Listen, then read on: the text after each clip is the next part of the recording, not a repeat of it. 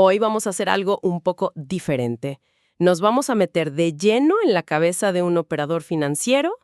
Literalmente. Sí, durante una sesión de trading en vivo, la del 16 de febrero de 2026, tenemos la bitácora completa.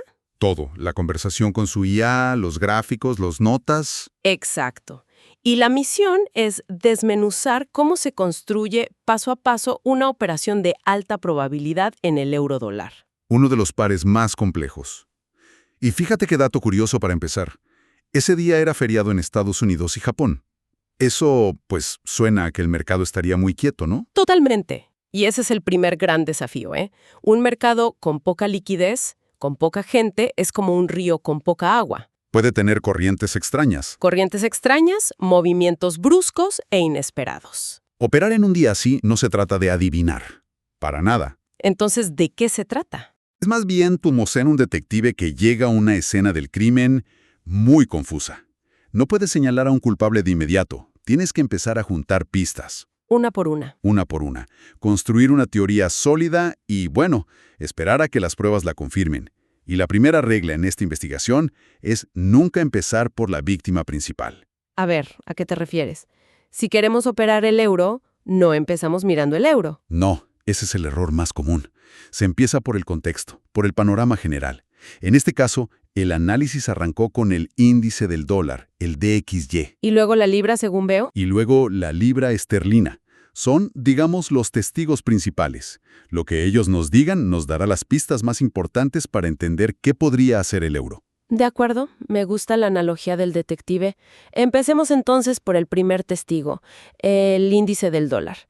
Las notas dicen que la visión a largo plazo, la mensual y semanal, es que el dólar está débil. Bajista, sí. Porque es esa la primera pieza del rompecabezas. Porque el DXY es, básicamente, el archienemigo del euro. Hay una correlación inversa muy fuerte. Si uno sube, el otro baja. Generalmente sí. Si el dólar se debilita, el euro tiende a fortalecerse. Así que, si la estructura de fondo te dice dólar para abajo, tu sesgo principal, tu primera gran hipótesis para el euro es... Que debería ir para arriba. Exacto. Pero, claro, no es tan simple. Esa es solo la foto panorámica. Claro, porque la bitácora dice que a pesar de esa tendencia bajista general, en el gráfico de 4 horas de ese día, el dólar estaba como atascado. Estaba en un rango, atrapado. Y aquí es donde la investigación se pone buena. La tesis del operador no era simplemente el dólar va a caer. Era más específica. Mucho más. Se planteó que, antes de continuar su caída principal, el DXY probablemente haría un pequeño movimiento hacia arriba.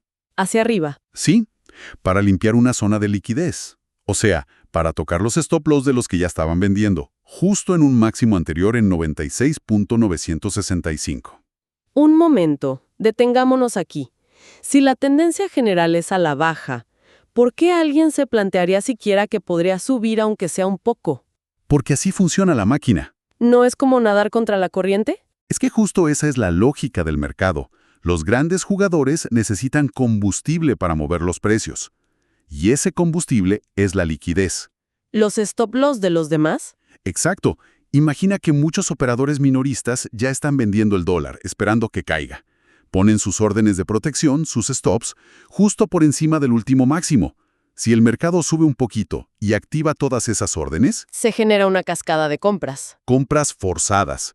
Y esa es la liquidez que los grandes usan para poder vender sus enormes posiciones a un mejor precio. Es un movimiento de engaño, una finta. Y esa primera hipótesis es la clave de todo. Entendido. Es una lógica casi depredadora.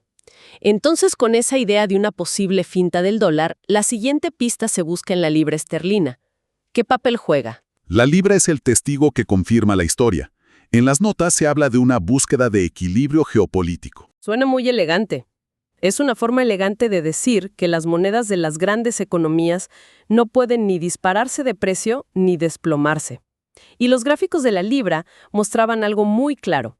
El par libra-dólar acababa de rebotar con una precisión de cirujano en un nivel técnico clave. Se menciona un nivel de Fibonacci, el 0.786. Para los que no somos tan técnicos, ¿qué significa eso? Imagínalo como un punto matemático que muchos grandes fondos y algoritmos tienen marcado en sus mapas. Después de una gran caída, Si el precio frena y rebota justo ahí, No es coincidencia. para nada.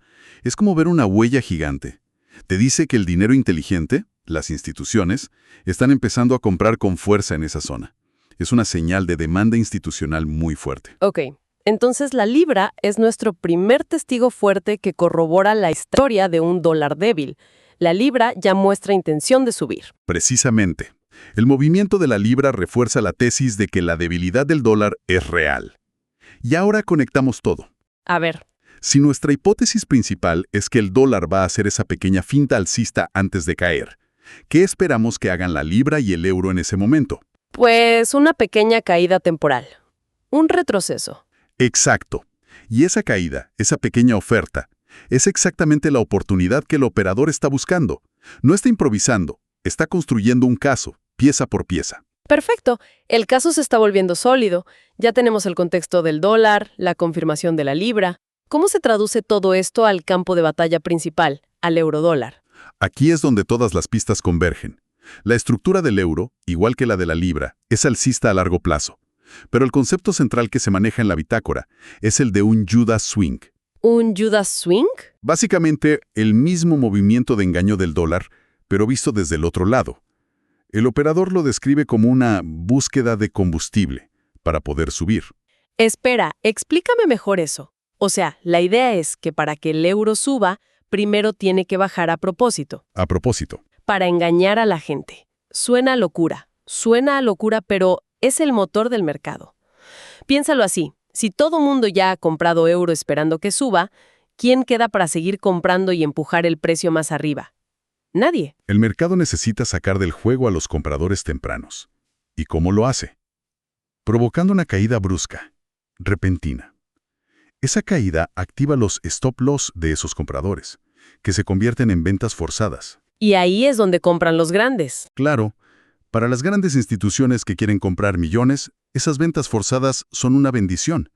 Compran el pánico de los demás. Por eso se llama Judas Swing, un movimiento traicionero. Increíble. Entonces, aunque la idea general es que el euro va a subir, la jugada táctica del día es esperar una caída controlada.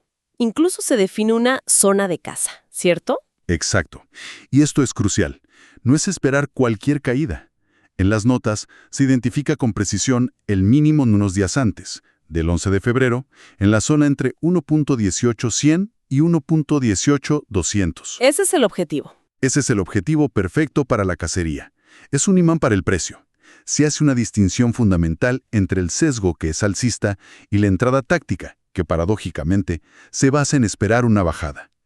Y justo cuando parece que no puede ser más específico, el análisis introduce un concepto con un nombre muy particular, la huella del alquimista. Sí, es un buen nombre. Se identifica un precio exacto, 1.18554, y se describe como el muro del Banco Central Europeo. Eso es muy poético, pero ¿qué significa en la práctica? Lo llaman así porque en ese precio exacto fue donde el mercado, en el pasado, giró con una fuerza brutal. Es un punto de memoria. Donde hubo una gran batalla. Una gran batalla. Y las instituciones que defendieron o atacaron ese nivel una vez probablemente intentarán hacerlo de nuevo. Pero la genialidad del análisis no es solo esa línea en el gráfico, es que se usan otras herramientas para confirmar que ese punto es de verdad un campo de batalla. ¿Qué tipo de herramientas? La bitácora menciona VWAP y perfil de volumen. Suena muy técnico, Bastante. pero la idea es simple. El VWAP es, en esencia, el precio justo del día, calculado según dónde se ha negociado más dinero. Y el perfil de volumen te muestra los niveles de precio con mayor cantidad de transacciones. Las zonas de mayor interés. Exacto. Cuando ves que el precio está atascado justo alrededor de esa huella del alquimista y que coincide con estas zonas de alto volumen, es como si varias pistas apuntaran al mismo sospechoso. No es una sola herramienta. No, son múltiples capas de evidencia que dicen, ojo, aquí va a pasar algo decisivo. Entendido. Es la confluencia de pruebas. Con todo este análisis, desde lo mensual hasta un precio con 4 decimales, el plan se vuelve hiperespecífico. Y me llama la atención algo en la bitácora. El operador dice que vio una oportunidad hermosísima de una compra muy rápida, un scalping, Sí, lo menciona. pero decidió no tomarla. ¿Por qué dejar pasar una ganancia que parecía segura? Por disciplina. Esa es una de las cosas más difíciles, ¿viste? El plan principal no era una ganancia rápida, era una operación estructural mucho más grande. Y con mayor potencial. Claro, tomar esa pequeña operación podría haber afectado su psicología o su posición para el plan principal. Por eso la dejó pasar. La estrategia final se cristalizó en una orden muy concreta, una sell limit. Ah, ahora lo entiendo. La jugada no era apostar a que el euro subiera a largo plazo, sino apostar a la pequeña caída que precedería a esa subida. Correcto. Es una estrategia de 2 pasos. Se busca vender en el pico de la subida temporal para aprovechar toda la caída controlada hacia esa zona de casa, Que habían identificado antes. la que habíamos identificado. Y la arquitectura de esa orden es de una precisión quirúrgica. La entrada se fijó en 1.18962, que era el punto de control, el POC, El nivel con más volumen. el nivel exacto con más volumen de los últimos días. El plan de escape, el stop loss, se colocó en 1.18776, calculado con la volatilidad promedio. Y el objetivo final, el take profit, en 1.18712, Justo en ese imán de liquidez macro. ahí mismo. ¿Y por qué usar una orden límite y no simplemente apretar el botón de vender cuando el precio llegue?